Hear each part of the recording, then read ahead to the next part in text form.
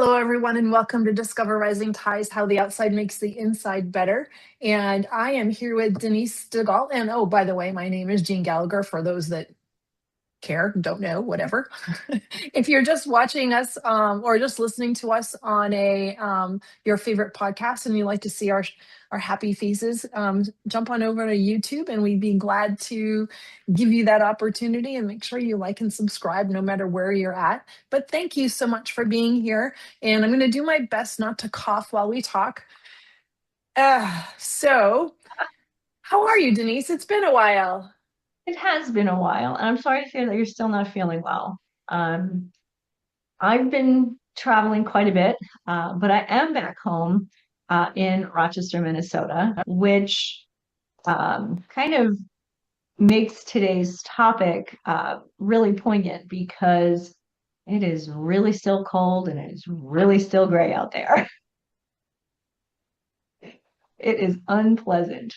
Um, That said, earlier today, twice today actually, once in a meeting you and I were in, and then just about an hour ago when I was at a networking event, two people had talked about, movement or exercise, but they're just not doing it because it's cold outside. Now, granted, Mhm. one person was a bicycle rider, and so yeah, it's been pretty brutal in the Midwest, so I get that. However, I truly believe that midwinter movement mindset needs to be altered a little bit, right? We get in this kind of hibernation mode. Oh, I'll do it when it gets warmer. Oh, when I can't wait till spring comes and I can start to do this outside. But we're stuck inside and not doing anything movement wise for our body. So, thoughts on that? Yeah. Well, it a lot of it depends upon the region you're in. And I know in New England it's been bitterly cold, like zero and negative, and it makes it way more challenging. But it's also important to even get that 10 or 15 minutes outside if you can. There's It's so easy not to when the weather is adverse. Yes. So easy. There's a whole list of reasons why we can't make it.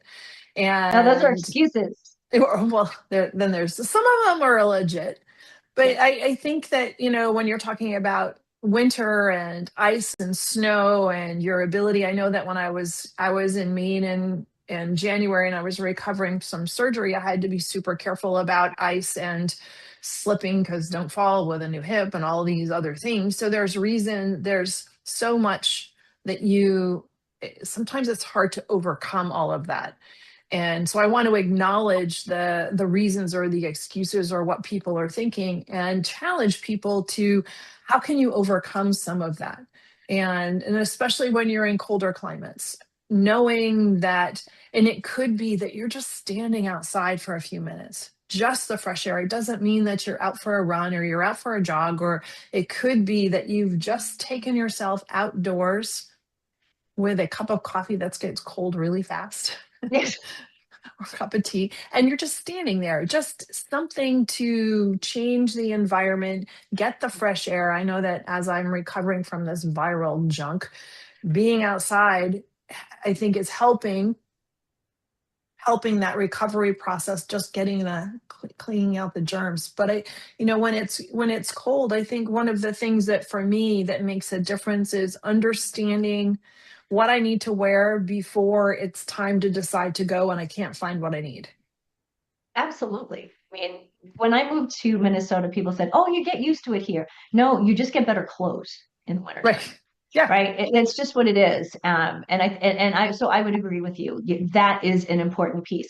I want to go back to what you said about being outside. Now, we know with our circadian rhythm, one of the most important things we can do for ourselves, for our mental health, our emotional health, our physical health, is early in the morning to go outside and get sun in your eyes. No Mhm. glasses, like my glasses are tinted, so these don't help, right? If I go outside, all of a sudden they're dark. I'm not getting sun in my eyes. This is a great way to start right? Getting outside for a few minutes. Like to the point you make, just getting outside, the fresh air. When we're inside all the time, the windows are closed, they haven't been open for a while, the air can tend to get a little stale, right? And if we don't have a really good air filter, I have Mhm. two. Actually, we have a separate one in our bedroom and a big one that takes care of the rest of the 3,000 square feet of the house. And essentially, it's pulling out the viruses and the germs and the things that kind of can accumulate in a home through the winter. And so that in itself, like the stale air, can actually, decrease our desire to Mhm. start moving, Yeah. right? I have a friend, she's 84, and she gets her 10,000 steps every single day, no matter what. She walks around her house. Now, she Mhm. does have a bicycle that she'll sit in front of the TV for a few minutes and do that. But she gets her 10,000 steps. And she said, as she's gotten older and she's done a little less in the community, this is the one thing that she can easily do. So, movement doesn't have to be a big deal, but we Mhm. have to get up off our tushies and move, right? Yeah. And get into that mindset of, for me, I also have to play head games with myself. Would I feel better if I did it or if I didn't? And that happens a lot with things that I'm procrastinating. How would I feel if I actually got this done? Oh, and it seems like so kindergarten, but it happens a lot. And then I'm like, okay, no, I do need to get this done. I know that the effort's going to be worthwhile, and just having to push through. And I notice that too when I haven't been feeling well. It's the best part of the day is taking a nap. Mhm. But there's times where I just needed to push through that, because I had to get to the other side, and I knew I would be better for it. Right. I mean, taking the nap is easy, and sometimes your body really Oh, and you does have need to. There's that, times where you just need to. right? Exactly. But it kind of goes like, yeah, that's an easy thing to do, or the easy thing to say is, I'll do something tomorrow. Hmm. With so many exercises and so many programs online, we have no excuse to stay inactive. One of the things that I love, I have two people who I follow online. I follow their YouTube pages, Hmm. right? One of them I actually pay $5 a month to be in her program or her whatever.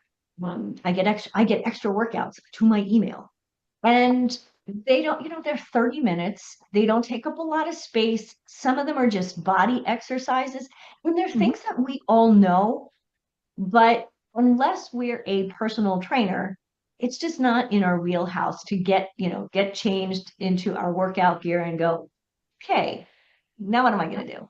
Okay, I'll Hmm. do 10 push-ups. Great. Okay, I'll do some sit-ups. Now what? Right. Right? Yeah. It So, it takes pre-planning, or you need to put the responsibility of the decision making on somebody else that's more knowledgeable than you. That's why we go to the gym, or we go to CrossFit, or we do whatever we do, because there's somebody there that's going to take um that heavy lifting, if you will, of the decision making of what I need to do. And but finding resources online is so much easier now than it was 5 or 10 years ago. absolutely, absolutely. And, the mindset piece, it is helpful if you have a partner, spouse, child, whomever, Accountability um, partner, puppy dog. accountability partner, who is there. I have I have my accountability partner is my husband Mark. Um, we both take movement and exercise very seriously. We're not getting any younger, right? Mhm. And we know this is uh, an absolute essential for our, here's my word, longevity. Longevity here meaning you being able to do the things we love to do as long as we can, Mhm. right? And if at 54, I just decide it's not that important to me. And I gain weight and I lose muscle mass and I lose bone density. Where am I going to be at 64? And so Yeah. that to me is a mindset that we have to really start to understand and really kind of, switch gears and get into a mindset of how am I going to, it's fine if I don't do this today, but if I don't do this Mhm. today, probably won't do it tomorrow. And what is 5 years down the road going to look like? What am I going to look like in 10 years? And am I going to be spending my entire week going from doctor appointment to a doctor appointment because I have all these things that could have been prevented? So movement, yes, exercise, give it a name, is essential for today, but truly it's setting you up for the next 5, 10, 20 years. That's the motivating factor for me also. How can you make sure putting in the work today, excuse me, putting in the work today is going to help you when you decide, oh, I'm going to go, a friend called you, let's go for a walk or let's go for a hike. If you've done the pre-work, it's easier just to drop and go because you know physically what your body can and can't do. And that's also been a motivating factor for me as well, and especially from recovering from surgery again for hip number two. there's it can be discouraging in a way because I've had 5 weeks of inactivity, so that mental piece of, oh, I'm starting over again. But I have to change that narrative in my brain because I can, at this age, things deteriorate really fast, really, really fast. So it is what it is. So now I Mhm. just need to, as my body is ready to do more work, I need to do more work and embrace that, because what am I going to do be able to do in the next 10 years or the next 15 years? And because there's a 10-year difference almost between you and me, and it becomes more imperative to have the ability to continue to move as you're in your 60s and then approaching your 70s and then approaching your Absolutely. 80s. Absolutely. I think there's so many people like you and I who are thinking long term, but we get busy, especially in the wintertime. We kind of, like I said earlier, we kind of get into hibernation mode and we don't think that far down the road. Mhm. Um, and I totally understand it. It's amazing to me though that I have a client who she's a couple of years older than I am, but she does what's called rucking, and essentially it's Mhm. hiking with With a a weighted weighted vest pack. Yep. and or weighted vest pack, yes. Mhm. And she'll do that. She was out not all that long ago, like a week ago. What it Mhm. wasn't, she's not doing that when it's -2. But to go back to what we were saying before, she knows she knows the clothes she needs to wear. She knows the trail Mhm. she's going to be on. She has appropriate footwear, whatever that might be. Mhm. But she also knows her limitations. So I think that's important. She knows these things, right? And so for those people who are sitting going, okay, Denise, you're right. Jeanne, you got a point. I should probably start moving. I know it's, you know, February, especially here in the northern Midwest part of the country. This winter is long, right? So if you think about it, this winter could be like truly to me, winter here is like 5 months long. Mhm. So for 5 months, you're not going to do anything. Right. That's a mindset shift that I think is essential for all of us to understand, no matter where you live, because we all get to that. If you're in Arizona and it's July, it's flipping hot. Right? Right. So So there's there's another whole level of reasons why you shouldn't go out or reasons why you shouldn't do anything because it's too hot or the weather's not appropriate for the activity that you're looking for. so this is where you're going to love this because you've heard me say this a million times. This is where planning and calendar management come in. You know, here, you guess here, if you're going to be outside, do any kind of activity here in the wintertime. It's warmer at about 2 o'clock in the afternoon, between 2 and 4 o'clock. That's when it's the warmest. So that's probably a good time to go out, go for a walk, whatever it may be. People here have those really thick tire bikes, Mhm. and they're Fat tire out. bikes. Fat tire bikes, thank you. Same thing like if you're in Arizona or where it's really hot in the summertime, you get up and you do it early or you do it really late, Mhm. right? But we have to put it on our calendars. Movement has to become a non-negotiable in our lives, and that's really that mindset shift that I think many people struggle with, especially in midlife and beyond. So how do we make it a non-negotiable? What kind of mind games do we need to play, or what's the priority process in order to make that happen? I think first figuring out what your why is. Why do you want to move more? Mhm. Um, and it can't be something like, oh, I want to lose weight. That's not a great motivator, right? Maybe I want to lose 20 pounds for my son's wedding. It's a bit of a motivator, Mhm. right? I want to fit into my swimsuit. I want to look good in my swimsuit or better in my swimsuit. Give it a whatever you think. Um, by the time we go on our cruise this summer, um, for people who I've talked to recently, one of the ladies, she has a new grandson, and she wants to be, and she's 60, I think she's 64, first grandchild. So I'm sure there's more coming down the pike. She wants to be able to spend time with that grandchild, playing on the floor, doing the things that she did with her kids, with her grandkids. And the only way she can do that is to stay active and to keep, her body, her bones strong, her muscles Mhm. strong, and the flexibility. I mean, crawling around the floor, with a toddler is not easy. And however, it can get easier the more we move and stretch and think flexibility and mobility exercises. It doesn't always have to be you have to go for a run. Sometimes it's doing some yoga, and I know you do yoga very Mhm. often in the mornings. I don't know how many days do you do that. Well, once I've fully recovered, and I'm clear for the activity, 45, There you not go. 45, 4 or 5. Or five. 4 or 5 mornings a week. And yes, and that movement is really important.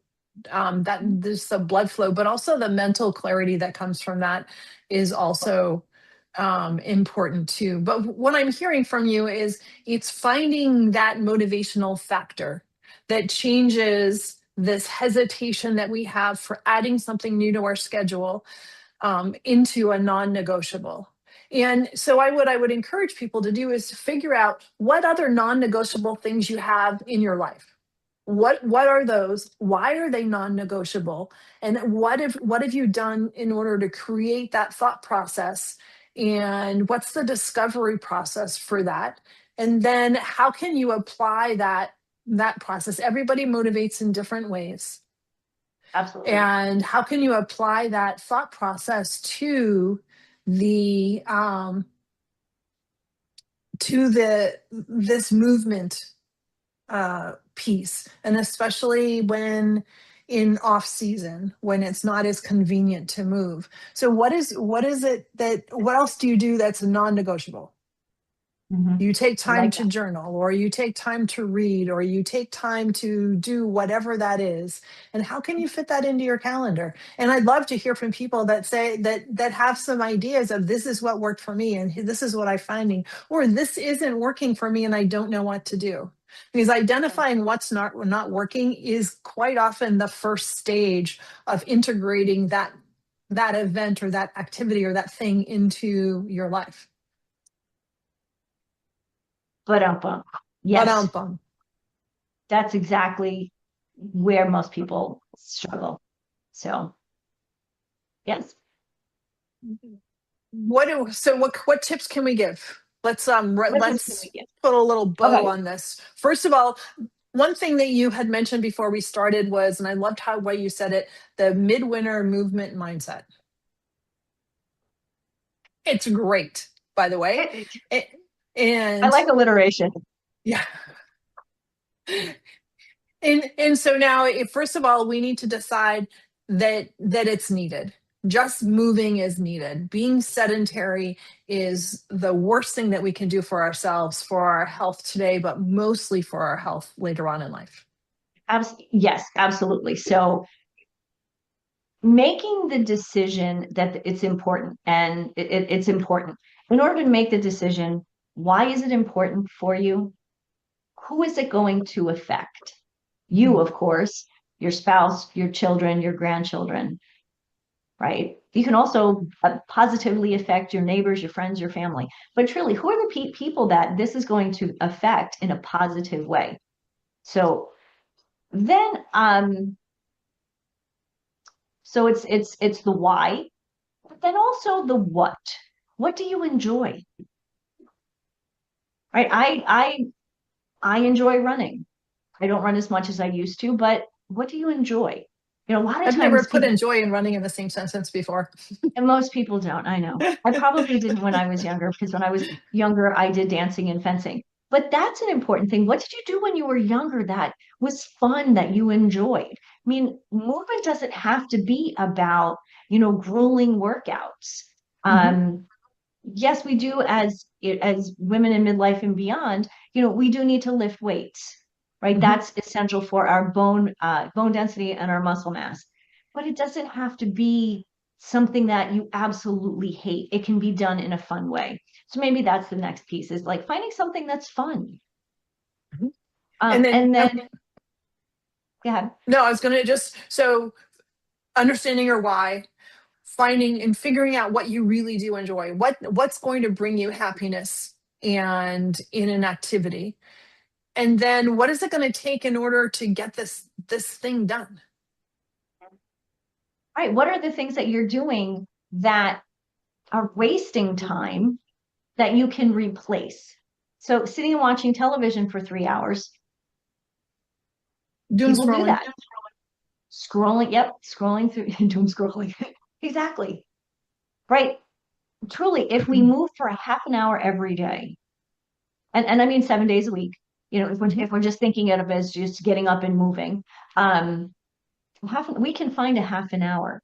I mean, some of the videos, my weight workouts are 30 to 40 minutes. Mhm. That's it. And those I do 2 and 3 times a week.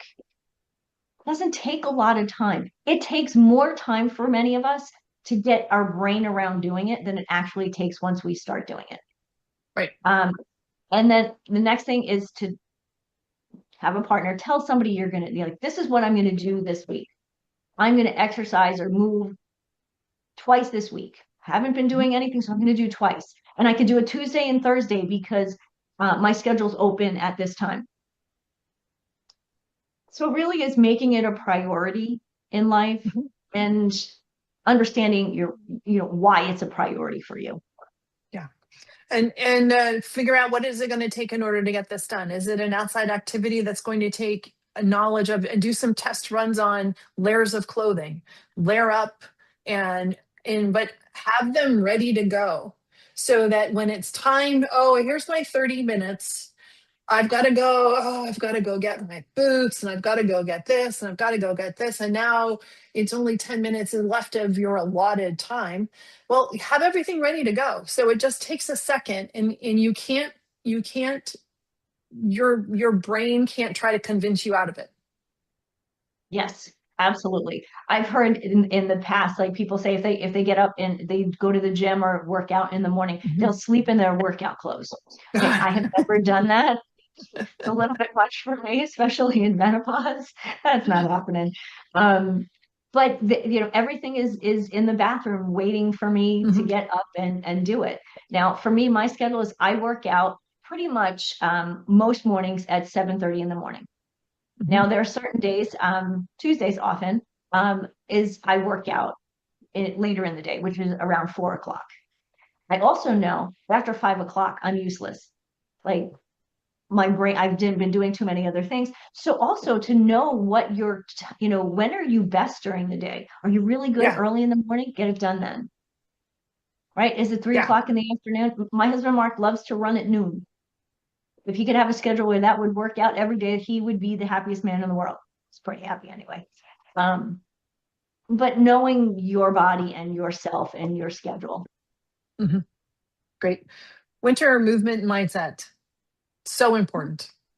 So movement, movement. Thanks, Denise, very, very much.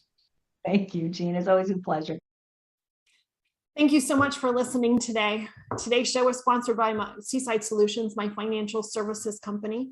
As a business owner, it's easy to be pulled in many different directions, and often taking care of yourself plummets to the bottom of the list. For me, I find myself outside to reground. My time outdoors helps me manage my day more effectively and be more present for my clients. Through this, Discover Rising Tides was born.